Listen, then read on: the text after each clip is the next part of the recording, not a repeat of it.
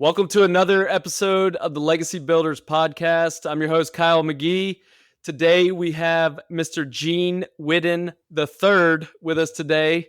Gene is the CEO of Better Homes and Gardens Real Estate for South Florida, one of the fastest growing brokerages in the region, with a focus on creating the ultimate real estate experience for the agent. A Fort Lauderdale native, Gene began his career as a top producing real estate agent with a sales team, the Trotz Whiddon Group, winning number one for 3 consecutive years. In 2022, after selling for 8 years, Gene took over the position of CEO at BHGRE. Under his leadership, the real estate company has nearly doubled in size in less than 3 years and expanded its services with the launch of Motto Mortgage and Lawyers First Title, creating a full-service real estate ecosystem to better serve both agents and clients. Gene, welcome to the show. Dude, thanks for having me, man. It's always good to see you too. Yeah, absolutely. So Gene and I go way back, coming up, or I guess it's over 10 years now. We were pledge brothers at Sigma Chi at Florida State. So yeah, we go way back. And Gene and I have stayed in communication, both being in the real estate industry over the years. And so yeah, I'm excited for the conversation. It's crazy how fast that goes, man. Just yesterday, I was calling you up. How's the real estate industry, man? I'm just starting to work. I'll never forget those calls, man. You're like, you just got to get going. That's hilarious. And I also remember those calls. And Gene, you come from a little bit different background. So I think it would be interesting for the listeners to hear kind of a little bit about your background, how you got started, and then kind of where you're at today. Yeah, I mean, my background. So I was born and raised down here in South Florida, Fort Lauderdale. I grew up around the real estate industry my whole life. You know, my father started this company back in '85. So as a kid coming around, you don't realize how much you learn as a kid until you get older, right? How much you absorbed, how much you learned from your father. I know your father was a strong role model for you, how much you pick up and learn. And, you know, man, I was just around the business my whole life, didn't really know what I wanted to do. Went to Florida State, met you, had a great time up there. And, you know, I always wanted to do finance up in Wall Street. You know, who didn't see that movie Wolf of Wall Street and was like, oh my gosh, this is amazing, right? And I always wanted to do finance, either move to New York City or go to California. And anyways, long story short, just moved back home, man. And that's when Fort Lauderdale and South Florida started to boom really back in 2015. One opportunity led to another. I got my first taste of helping people find their home and selling and getting a commission check. And, you know, next thing later, I realized, you know, it was a great thing and just kept going with it, man. And I've been in it since, so about 10 years now. Yeah, that's awesome. I was sharing with somebody just recently that same concept of, you know, when you're raised in a entrepreneurial home, like you don't realize, but like you are getting a leg up per se, just from the education that you're subconsciously building. Like when we sat around the dinner table, we talked business. My dad was in construction and we heard about what was going well, what wasn't going well. You know, my mom was like the administrative work. And so talk to me a little bit more about like what you were learning when you were growing up, what you didn't even realize. Dude, that's so true, man. Yeah, like at the dinner table stuff. The biggest thing I think is like you learn from your father and stuff. Like you learn how to handle situations. You learn how to talk to people. You learn how to deal with things. And like, again, it's nothing like you can put in writing and stuff. But as you grow into your own and like you're running your own shop too, I just noticed things that I've picked up that were somewhere just in my DNA that I've gotten just from being around my father, spending time with him, how he answered the phone call, what his attitude was like every single day, good day or bad day, his positive thinking. My father's extremely positive thinking. Whenever I have a bad day, I'm like, man, he's just such a positive thinker, and how he was able to move forward with stuff like that. So just the intangibles that you pick up, just like you picked up from your parents being in the business world, I think just goes a long way. Even if you're not understanding X's and O's back then, you know, you're just picking up on just things they don't teach you in school, man. Yeah, 100%. And they're very subtle, right? And so talk to me through, so we graduate college, you get going and you quickly or not, I don't know, but you became a top producing agent and you kind of built that powerhouse sales team. What do you think set you apart early in your career from solo agent building a team to be the top producing team? The biggest thing for anyone in any industry, in my opinion, is going to come down to hunger, like that kind of hunger, that desire. I think in any industry, whether you want to be a surgeon or a banker or construction like you, I think it all stems from the heart at the end of the day. And I got into a debate with a very wealthy friend of mine over the weekend, and he was like, I was like, what do you think is the number one thing? He was like, intelligence. I'm like, I disagree. It all stems from the heart and your desire, because then if you're hungry, you learn how to get smart. You learn intelligence. You learn those things, and it all stems from that hunger to go forward. So to answer your question, man, I mean, I started off, even though I had a family business, I'm sure your father was the same way. I didn't get anything for free other than the lessons he gave me.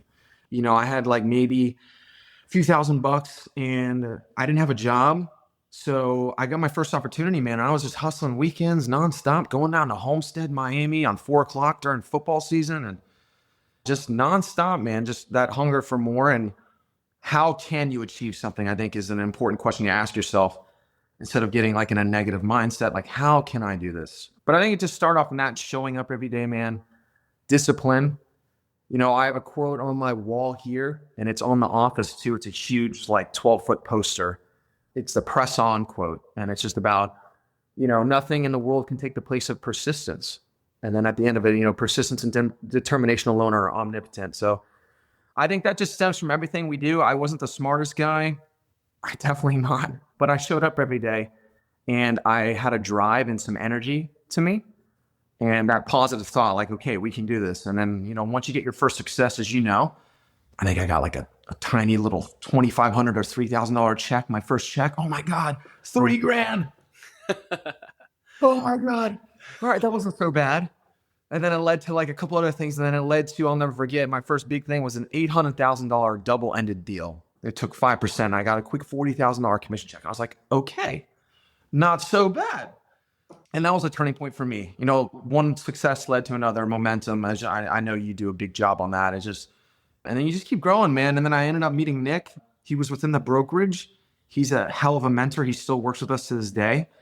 We teamed up 50-50, and we grew a team to 6 or 7. And yeah, man, we just showed up every day and kept learning, kept growing. There's no secret sauce other than to have that discipline to show up on a bad day, show up, even when you don't want to.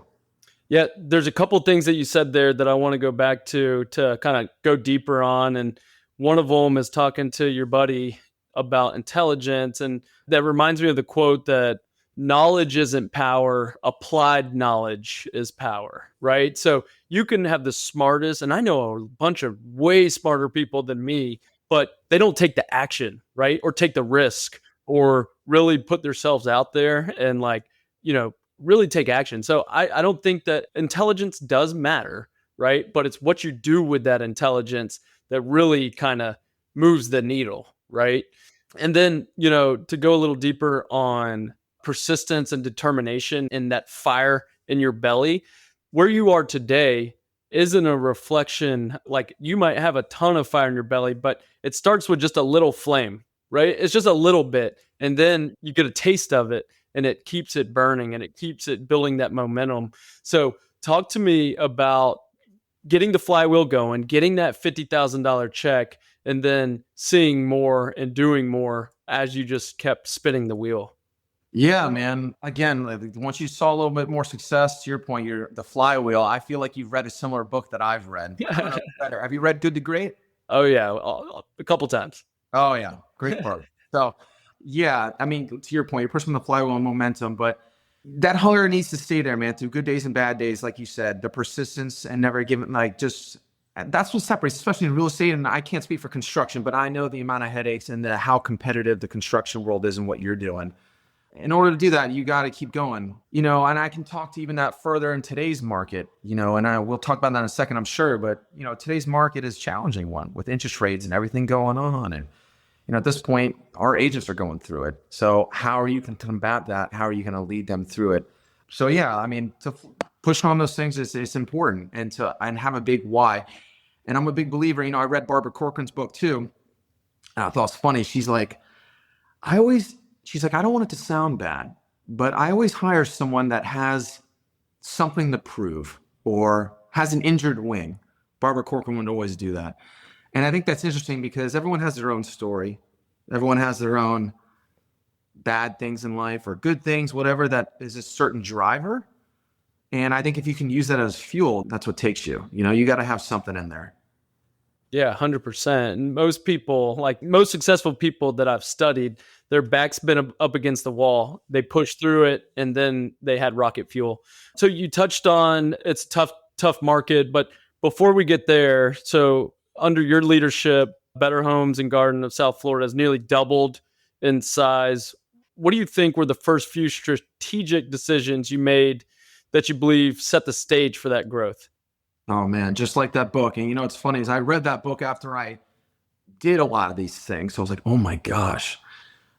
And then it just doubled down on everything we'd already been doing. But the biggest things, man, were getting the wrong people off the bus and the right people on. That was the biggest thing. And it took me almost 2 years to do it. And it's a different situation. I didn't start the company from scratch, so to speak. I started my own team and then I wanted this opportunity and I took it. So I inherited, for better or for worse, a team that wasn't mine. And you said one of the first things was you got to have a vision. I realized that our vision was kind of old school. Nothing wrong with it. It was about selling homes, selling homes, selling homes. I realized that it's about the real estate agent, attracting great talent, being a home for them, creating an experience that they would never get anywhere else. The marketing, the tools, the support, the fun, everything, the energy. So the vision was number one. And then getting the wrong people off the bus and the right ones on. And it took time, man. It took time. Good decisions, bad decisions, a bad hire. Oh, shoot, man. I shouldn't have done that. But then you find the right people, and it takes time. But once you fully assemble the team, which we have, those are the two biggest things. So setting that vision, a new standard, and getting the right people on the bus. Yeah, it's so true, so real, and it is a reoccurring theme. If it was easy, everyone would do it. And the hardest part about business is people, right? Like there's so many dynamics because every person is built a little bit different, wired a little bit different, has different strengths, weaknesses. And so getting the right people on the bus, and I can echo that. That's similar to my journey path. And when you have the right people and everyone's rowing in the right direction, you can really start moving, right? And not to say, I mean, you can have the right people today, but your vision changes and things change and people change in their life. So it's like a never ending battle. And you got to make difficult decisions sometimes, man.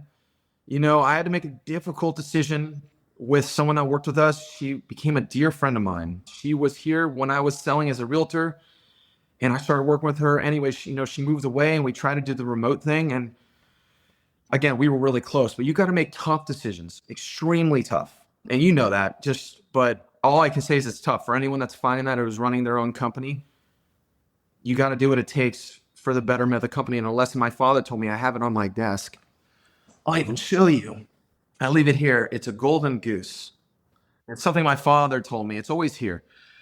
Always protect the golden goose. What that means to me is you got to do what you can. You got to do what you got to do to protect the business.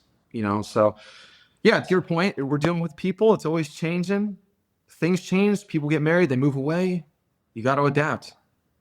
And I think that you're pretty similar to me in the fact that like we're people.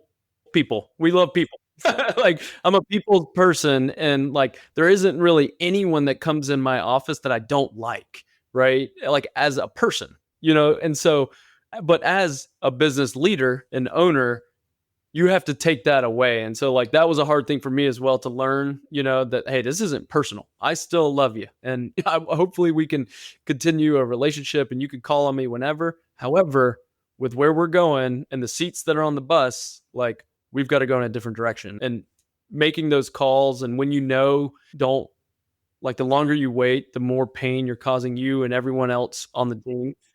So rip the Band-Aid early if anyone's struggling with that. So the real estate brokerage business has changed drastically here. The model, from my understanding, I'm a licensed broker, but I've never had a brokerage, but I have a couple partners who I've connected you with in the past, I think, that are in the brokerage business. And, the model of like the commission splits have changed and there's caps and it's forced the real estate brokerage model to be innovative, whether you want to or not. Like, you have to. And so there's things that, like, the title companies and the mortgage companies and the other things that makes the model work. Talk to me through that evolution, because in the 80s, 90s, 2000, most of the 2000s, the model was the model, right? It was 70-30 split up to 80-20, and maybe the high performers got up to a 90-10, but you were going to get paid on every transaction. Well, that's shifted, and your dad, whether you inherited a business or not, it's changed drastically, right? So talk to me through the evolution of learning about this and then implementing it into a standard that you keep throughout the whole organization. Yeah, I inherited definitely. He did a great thing, man. He built a great business. As he got older, as people do, it's time for a change. And it was a very old school business model, to your point. And when I stepped in, I had a couple things going against me. We were a little out of date. That's when they started raising the interest rates and the market started to turn.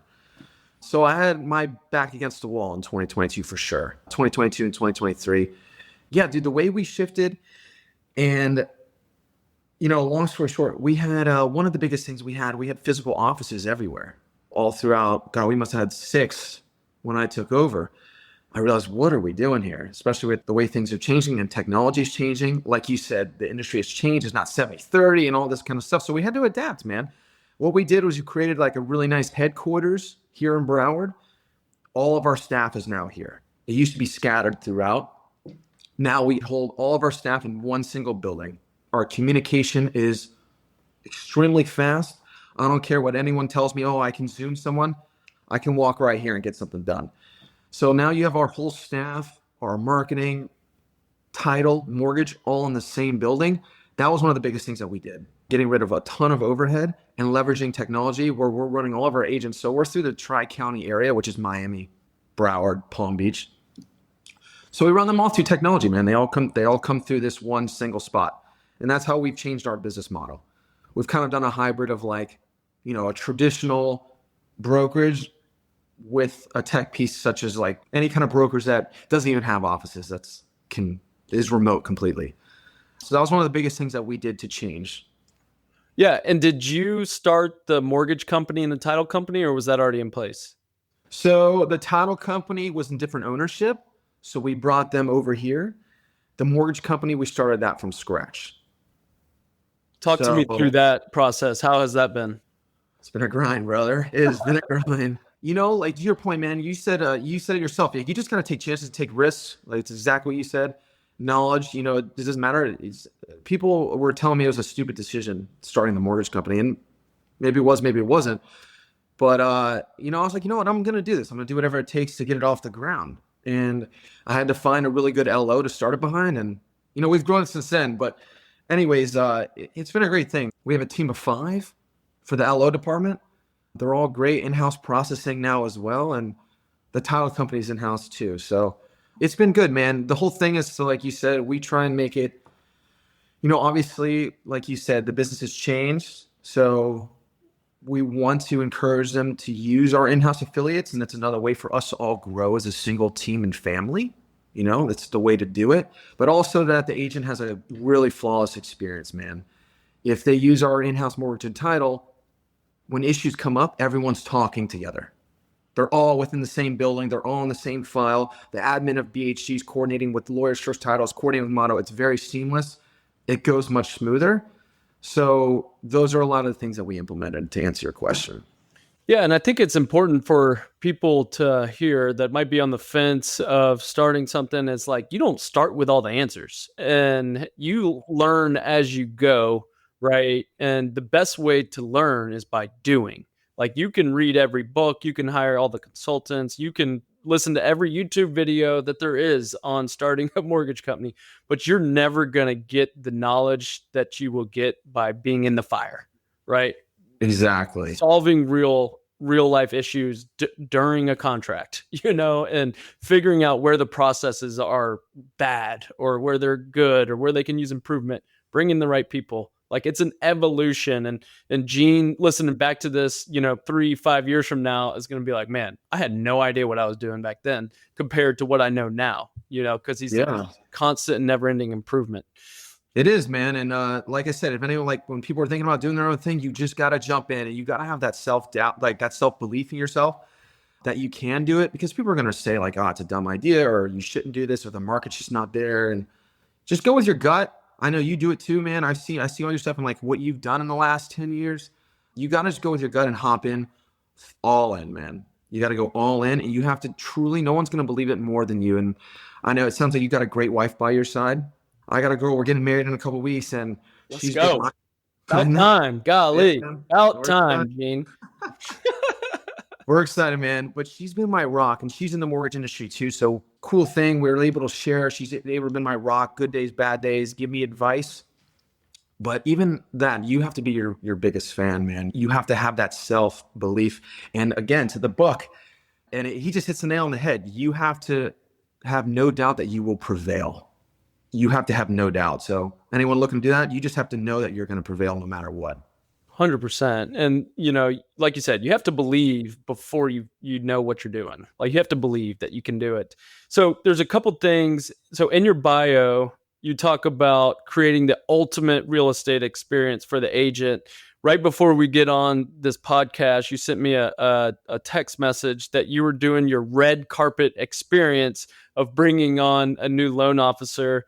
So what does that look like in practice, and how do you keep that culture alive as you grow?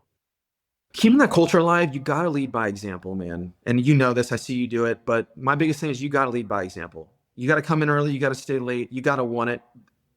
Yes, you're paying them to be here, your staff, but they got to believe into your vision. If they're just here for a paycheck, just doing whatever, if they're not actually buying into what you're doing here, I don't think you're going to go very far. So when my staff, you asked how we can do this and keep the culture going, when my staff is seeing us buying in and all that momentum, the flywheel, they're seeing us really want to do this and impact realtors' lives. That's what we're here to do. We're here to impact realtors' lives, either make them more money, give them a better experience along the way, have a little fun, and be around a team. They have to be bought into that. And when everyone buys into that, it creates that culture like you're saying. So when they see me taking it seriously, like I just went out there and rolled out the red carpet myself. I hooked up the jukebox. I put on some motivational AC/DC rock and roll. His name was on the TV. When your staff and other agents and other team members are seeing that, they will buy in and they'll follow that example, in my opinion. So when they see me doing that sort of thing, it creates that momentum. And then, when I'm out of town, obviously I can't do every single one of them. I know without a doubt they're doing it like I would do it. Yeah. And the real estate sales experience can be lonely as a realtor. You can be put on an island. You're a work for yourself and you eat what you kill, but people crave a team. People crave culture in an environment and being a part of something bigger than themselves. So from what I've seen, and our brokerage has done a fantastic job, largest independent real estate brokerage in our area, and they've leaned into training, and they leaned into, sounds like what you're creating, which is that full-on culture of a team. Like, hey, we're in this together. We're in this together. And it's crazy what you can do, man. I mean, just like you said, you guys are one of you said you are the biggest. I mean, I interview agents all the time. They come in, they want to be part of it, and you hear like what they're going through at a different brokerage, and it's sometimes it's mind-blowing. Like the other companies, they just don't care. I mean, shoot, if anyone takes anything from this, if you just genuinely care about what you're doing, I mean, you'll be successful. Even if you don't want to be a billionaire or whatever, you just genuinely care about what you're doing. I mean, you're going to do just fine. Because I hear about all these brokerages, man, that do fine, but the brokerage doesn't even give them a call back. They don't call them back for a day or two. It's just crazy. Yeah, that's a huge takeaway. Pick up the phone, call someone back, like actually care about what people are going through. Send them a note when a loved one's passed or someone's had a baby, or these little bitty touches, they go a long way. So you alluded to this earlier, and there's been a lot of change in the real estate market in the past decade, and especially in South Florida. So you had this huge, crazy run up with COVID and the year or two after, right? All this New York money, all the Northeast money flooding into the market. You saw, I don't even know what the percentages were, probably insane price appreciation. to now where it's tough? Like just anywhere in the country, it's tough. You can be in the best market in the world, and it's a tough market. Like, first of all, how do you navigate that, and then where do you see it going next, specifically in your markets? So how I navigate this personally is even what, like you said, it's a challenging market, man. Anyone at an agent, the company feels it too. So when it's a challenging market, we're with you every step of the way. But how you navigate something like this is there is a silver lining in these opportunities, in my opinion, right? Good markets don't last forever, and neither do bad ones. So I'm always coaching our agents and leading them by example, saying like, look, these are opportunities to be somewhere and scale, which you can't do when the market's on fire, right? Because agents, I mean, are bleeding out of the business. I'm sure construction companies are bleeding out of the business, like what you're doing and buying up apartments. Your competition, a lot of them are bleeding out of the business. Not that that's a good or a bad thing, but it is an opportunity for yourself to really dive in these next couple of years and build something great during these challenging markets. So we navigate it like that, man. And, we lead by example that these are specific opportunities. You got to get creative and how you're going to separate yourself, because these are unique opportunities. In COVID, everyone was getting a real estate license. For 2 or 3 years there, they were selling homes left and right. Only the best are going to continue to do it. And we try and only hire the best. And that's how you're going to be able to survive this market. And then when this market eventually gets better and better and better, you're going to be ahead of everyone by tenfold at least. That's my personal belief. Yeah. I can't speak for your company and your industry, but I've heard the stat. Tell me if this is true. 10% of the realtors make 90% of the money. it's probably true.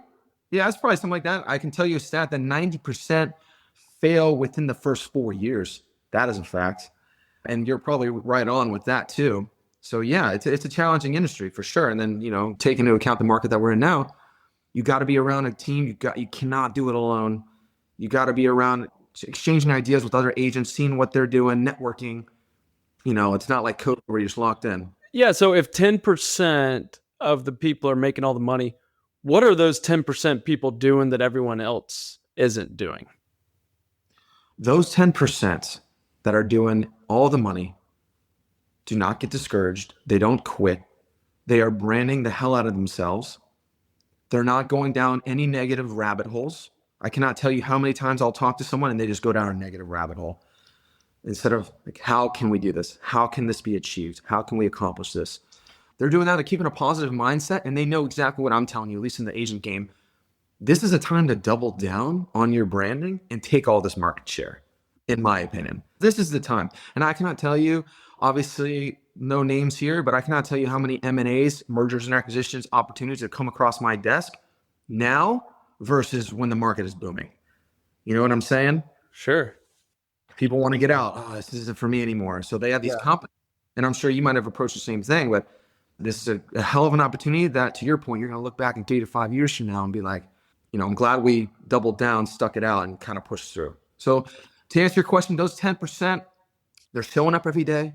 When there's nothing to do, they're still out there hustling the streets. They're not, when there's no listing or something coming across the desk, I'm just going to go home at 3 o'clock today. No. They're sitting in here creating content, diving up how to get more business, even when there's nothing going on. Yeah, the real estate sales, and I did this for a long time. Like I've just wound down my sales team this year. So I did it for 10 years. And some of the best advice I got was so many realtors work from home.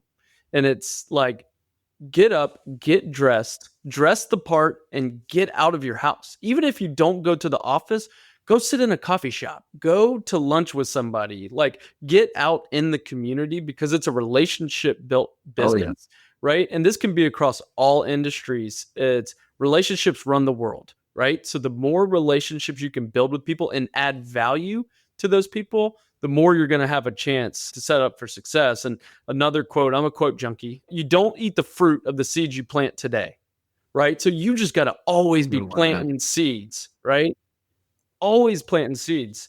And so I hope that someone hears this and is like, all right, I'm gonna get off my ass. I'm gonna get out of the pity party. We can either think about this from your point. We can have a positive perspective and turn this, or we can go down the negative route. Like we all have that option. Yeah, one of my I got a quote here on my phone. I've had it for God 5 years. It's short. It's from Michael Jordan. Always turn a negative situation into a positive situation. So I mean, you see that in business, man. We have bad days. We have great days.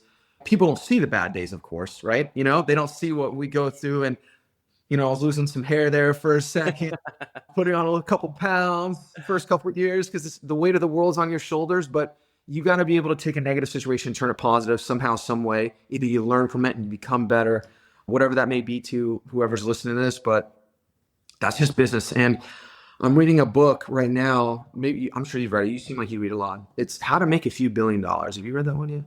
Dan Jacobs or something like that. Brad Jacobs. Brad Jacobs. Bro, I opened this book and I said this in front of the entire company the other day. I was talking about this. So I opened up this book. I'm like, he's going to share some great secrets on how to make billions of dollars. Let's just give it a shot. Great marketing.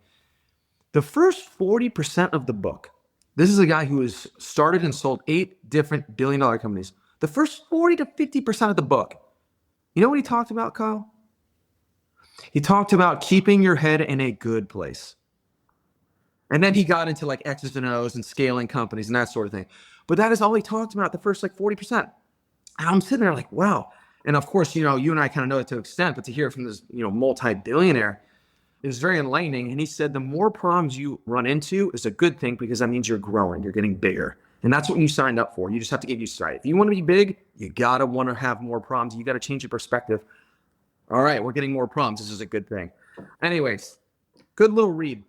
Yeah, no, great read. Definitely recommend it. Anyone interested in business and growing, it is a great book. And he dabbles in publicly traded companies and he's mergers, acquisitions, scale, New York guy. Like I also picked up the book a couple years ago and was like, wow, that's a great title. Like way to sell, right? Yeah, way to sell. And I think you hit the nail on the head, man. Like half the battle is mindset. We do an internal book club, the Sunchase Book Club, and we're going through a book right now. If you haven't read this one, you should. The Success Principles by Jack Canfield. He's the guy who wrote The Chicken Soup for the Soul. But and we do like 3 principles a week and it's open to anybody. And, the funny part about it, we have a team of about 13. Guess how many people come every week? About 4 or 5. And, what we talk about is the mindset, right? And you are allowed to go in a rabbit hole for like an hour of negativity because we're human. Like it's going to happen. But the quicker you can snap out of it and get back on the track, and that takes your environment. It takes, reading these kind of books. It takes practice, right? And effort. So I'm glad you shared that because I do think that really half the battle is in the mind. Dude, 100%, man. And like, if you watched, I'm sure you seen anything like, I mean, I'm a huge fan of like Michael Jordan, the documentary, and just his mindset and what you can learn from someone like him and how he envisions shooting and everything like that. We don't have to talk much about it, but the mind is incredibly powerful. And what you're going to feed it to, what you surround it with, it's half the battle at least, right? Yeah. And to your point, yeah, we are human. We feel things. Like I can't tell you, I go home and it's a bad day. You have a bad day. Brad, some things happen. We'll share here. You just had a bad day. And you know what? I will allow myself to feel it that night. I will allow myself to feel it that night, whether I need to learn and do something better or it's something the team could have done better. But the minute I wake up the next morning and throw some cold water on my face and go hit the gym, it's a new morning. It's a new day. It's a fresh start. You got to forget about it. Yeah, 100%. And I can't wait to hear in a couple of years. You said you're about to get married and hopefully you have some kids. And I want to hear how those bad days turn into because I have them too. But when you walk in and you've got little rugrats coming running at you, you got to suck it up. Yeah, right. And I'm sure that's a hell of a thing too, man. Having them run at you too. Yeah, no doubt. So the podcast is called Legacy Builders.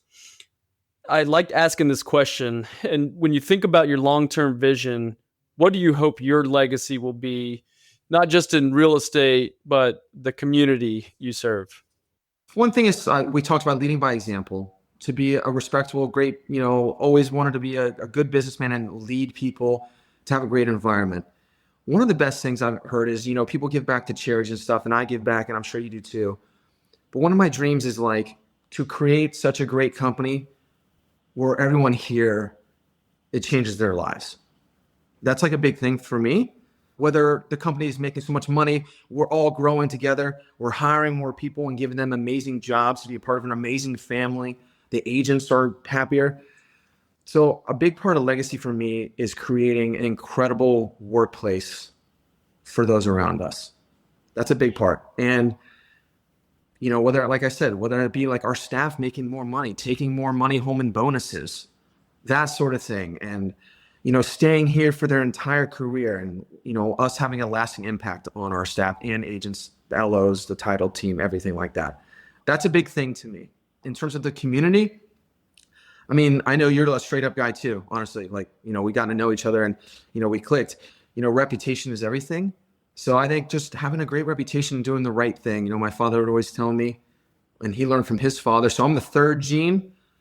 My family's been here since 1930. His father told him, and he tells me, you can never get in trouble for doing the right thing. So always just having that kind of legacy and then giving it to the next generation, like you said, with kids. Giving that to your staff, your team here. Give them something they have, because I'm sure you've seen it, Kyle. You hire someone to your company. Maybe they came from a different company or whatever, and they change to how you are. They become better.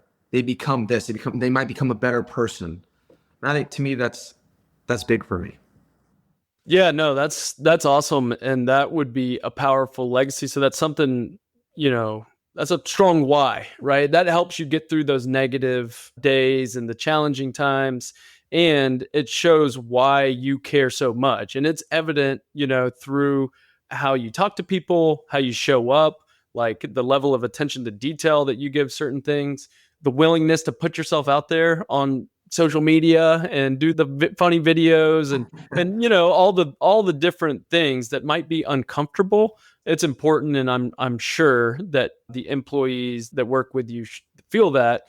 I think one distinction that I heard there is that, like, everyone that comes and works for us just has this amazing experience, but it's also like your mindset, like what we were talking about, and your personal perspective. Because I can say for the 100% fact that not everyone that's worked with me has had a great experience. I've had multiple people quit. I've had multiple people, literally just quit. And it's like, man, what did I do wrong? Or, maybe they didn't get enough attention from me, and that's not what the role was, right. And so not everybody is going to have a great experience. And that might be a personal thing that you can't change, right? Like, you can still show up the same way and give the same leadership, but maybe it's just not in the cards, right? And that's not how the universe was aligned. No, and then you get them off the bus, or they leave the bus. What I've noticed, and what I was saying, is if the ones that are staying on the bus, let's say like the ones that are on the bus and have been with you, I guess what I'm simply saying is you rub off on them. 1,000%. In a good or a bad way, you rub off on them. So if you can rub off on them in the highest standard, in the highest ethics, I think that is really paying it forward. So yeah, 1,000%. I was not negating what you were saying. Like, you definitely having the long-term outlook, but it's just like some people, you can give them the same love. They don't take it the same way, And 100%. They just don't. Yeah. No, I get it. Yeah. So let's wrap this up with a couple more questions. If you could go back and give your 20-year-old self one piece of advice, what would it be? Or maybe 22 or 23, whenever you were getting out of college, what would the one piece of advice you would give your former self? That's a good one. That is a good one. Because, Lan, I don't have all the answers, right? We're 30 years old, and, I've heard your other interviews, and you're interviewing some big time guys that have really conquered the world and stuff. So, you and I are still 30, 32, and to look back 10 years from now, 10 years ago, rather, don't stress out over like the small stuff, really. Life does go quick, but there's also, it's weird to say this, there's time. Like, relax, like, take it easy. You're showing up every day. You don't need to be so stressed. And I tell myself that now. You're always sometimes a little too urgent. You want to do. It's amazing what can happen over the course of a year or two, and the time compounds. So I would tell them, keep doing what you're doing. Think more long-term, and enjoy the ride a little bit too. But yeah, I mean, at the end of the day, like, anyone that's listening to this that is 20 or 22, you got to go through whatever you're going through. Everyone had their own life experience, like it brought us back. I would not be here today the person I am, who I've become over the last few years without being 20. Yeah. So there's your advice. Yeah. There's your advice. Like, go and be 20, be who you are, you got to go through life, and life will shape you. And, that's just how it works. That's how I've seen it, at least. Yeah, no, that's awesome. And that's very practical advice. What about, we've talked through like 6 or 7 books. This is maybe the most book heavy podcast interview I've had to date. We're both obviously big book guys. Give me a couple like must read books for business people. The one we already talked about, if you're running a team or a company, there's no doubt Good to Great by Jim Collins. That would probably be number one if you're like running a company and you're trying to make it a big entity. The other ones, man, I didn't read the one you brought up, but I'm going to. That was a great one. Another book I read that I read it almost every year is Dale Carnegie, How to Win Friends and Influence People. I think those are the top 2 most important things I've ever read, because one of them is about scaling a business, X's and O's. The other one is how to influence people to your way of thinking, how to handle situations better than you might have thought. In our business, obviously, we recruit agents. We have people that want to work here. So that's a big part of my business, and same to you. I would say those are the top 2 books that I've read. Another few ones, The Hard Thing About Hard Things, that was a good one. I don't know if you've read that. I haven't read that one. It's about this guy, starts a company, takes an IPO, and is just losing everything. Has to lay off people, has to go find money. He never gave up. It took him years and years, and he never gave up. But it's interesting to see that inner circle, taking a company public, how he did it with 400 employees, literally going bankrupt and hopping around. The Hard Thing About Hard Things is a good one too. But yeah, man, those top 2 were my favorite 2 books so far. How about you? Yeah, I've got a gazillion. No. I love Think and Grow Rich, by Napoleon Hill. It's one of mine that you turned me on to that one. Actually, you're the one who told me to read that book. Yeah, that one is a game changer, and it's like behind the Bible for me. And it's just, I think when you read it, right, when you read anything is super important.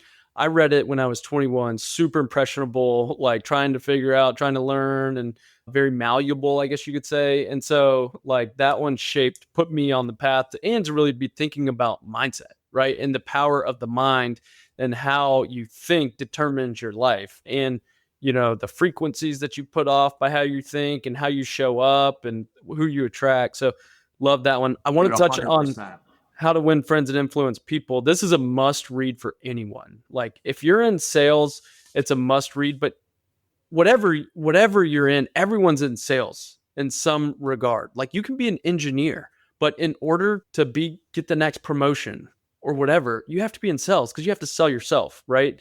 And How to Win Friends and Influence People, to me, was such a game changer because it was completely opposite of what I thought. Like I thought, to influence people, you had to have this certain presence and dress a certain way and do all these things. No, it's like smile, make people feel good, ask about them. Ask about them, remember their name. Come on, be a good listener. Yeah. Like that, yeah. Right. And it's crazy, man, because like I've hired a couple people here who won't say, but like I've given that book as a gift many times. Like, welcome to the team, and I could tell they're missing some of that stuff, just easy stuff that you can learn, and I'll gift it to them with like a handwritten note. Like I won't say like you need to read this. Be like, hey, this is a book that I read. Yeah. Whether they read it or not. Anyways, to your point, it's just such enlightening things. Yeah. And another thing about high performers like yourself, you can give that book to 10 people. And guess how many people will actually read it? That's what I'm saying. Probably one. Yeah. One or two. And people know that there's gold in books, but they won't dig and they won't actually do it. So there's a reason that you are where you are today, and you've helped continue your family legacy and keep growing. So it's fun to watch. I'm looking forward to continuing to watch the growth of your career and your business. For people that are listening that want to get a hold of you or reach out to you, what's the best way to reach out to you, Gene?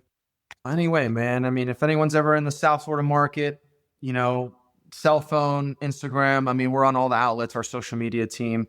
If they want to get in touch, and I always, I'm very personal and, do it myself. I think that's an important thing.